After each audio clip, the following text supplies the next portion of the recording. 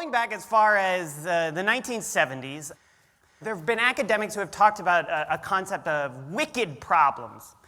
And these are not problems that affect just the greater Boston area. The wicked problems are, wicked problems are inherently something that have a whole long list of qualifiers, but basically they're problems that we're all familiar with, that we've actually heard some folks talk about today, that are really hard to solve. So things that, for example, have multiple causes and no easy solution, things that are interconnected, things that require a broad base of people to figure them out. So imagine climate change, or the achievement gap, or economic inequality. See, all of these things, the thing that strings all of them together, is this notion that there's not a silver bullet that solves any one of those things. I am a public policy student at the University of Minnesota Humphrey School, which is the kind of place that we used to send people in order to learn and figure out what the silver bullet to solve these problems is. And so we would send people to somewhere like a public policy school for 2 years, and they would come out and they would be an expert, and they would run a regression, and then they would submit a white paper that all of us would read, and then we would solve a problem and go back to doing Little League baseball or whatever it is. My contention, however, is that none of these problems are things that we're going to be able to solve that way. It's not going to be that we're going to have an expert on healthcare policy or a regional planning expert who is necessarily able to come up with one thing that is going to solve any of these problems. And so you would be entirely fair in asking, well, what do we do then? How do we address any of this? This is a downer of a talk from the comedy guy. Obviously, the answer to solving all of these large systemic problems is improv comedy. Thank you. It seemed bizarre, but stick with me for a moment here. So in 2011, I co-founded a project called the Theater of Public Policy, which you'll see in a few moments. But at the Theater of Public Policy, what we do is we take a really smart person and bring them up on stage, and I will usually interview them, and then we have this team of amazing improvisers who takes everything that person says, and they grapple with it in real time on stage through entirely unscripted improv comedy theater.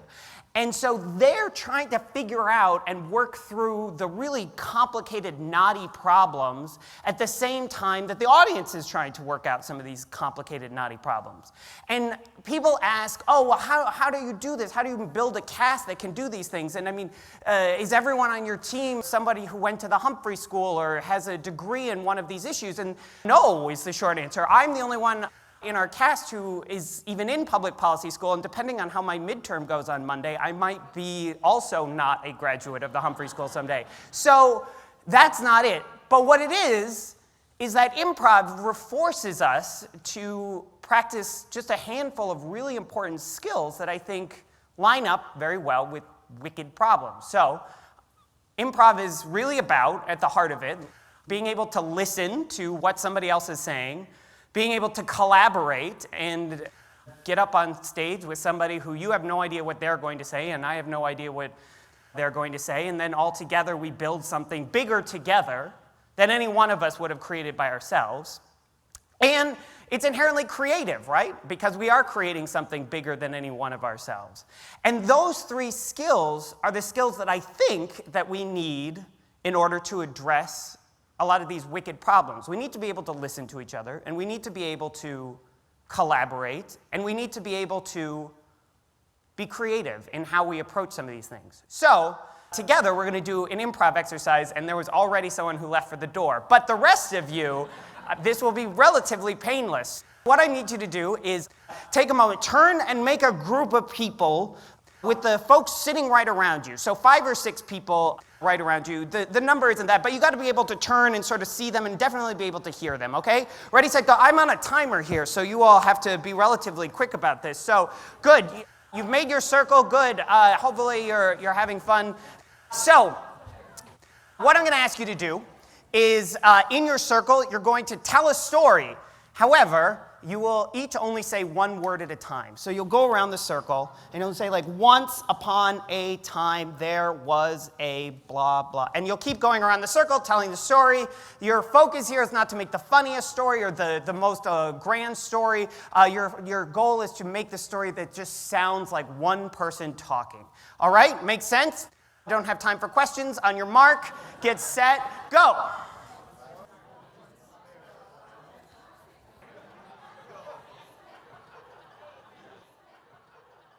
Okay, good. Yay! Give yourselves a round of applause. Good job. Hooray. So, you do not have to point this person out.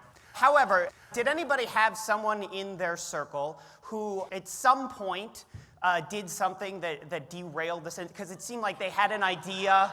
I said don't point them out. The entire front row is pointing at one person.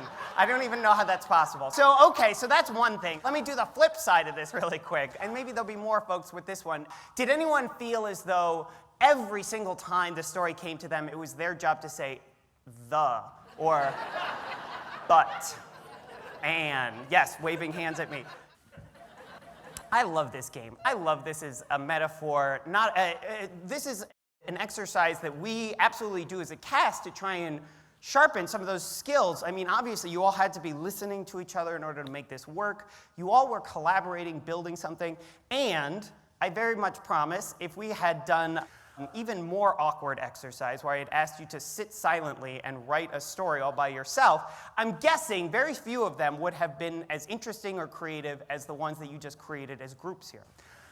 I love this as a metaphor, though, for thinking about how we try and address some of these wicked problems and where we all fit in that. You might have had someone in your circle who was trying to make the story do what they wanted it to do, who was going to throw in a word, when the appropriate word for them to say at any particular moment was the or but, and they're like, I'm bored with that, I'm going to say platypus.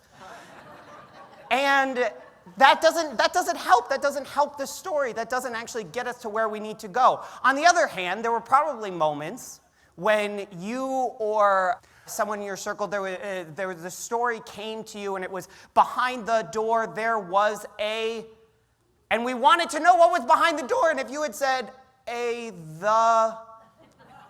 guess but would have worked. But the idea is that we have different moments. And so the key skill in improv, being up on stage with folks, and I think in good public policy work, is not training people to necessarily be the expert who has the solution, but is training people and all of us in how do all of us come together and play the different roles that are necessary in order to address these different, complicated, wicked problems. There's times when we need folks who are going to be able to come together from a wide variety of different strains and different backgrounds and different walks of life.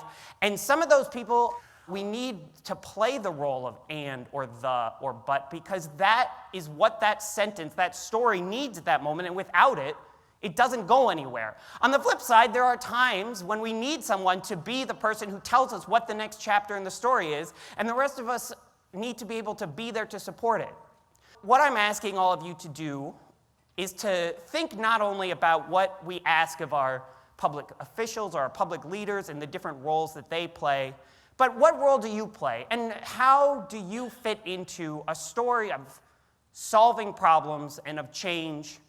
And whether you want to play an and or a but at any particular moment, or you're playing the platypus at particular moments, they all fit into this larger narrative, and it's something that will ultimately change the world.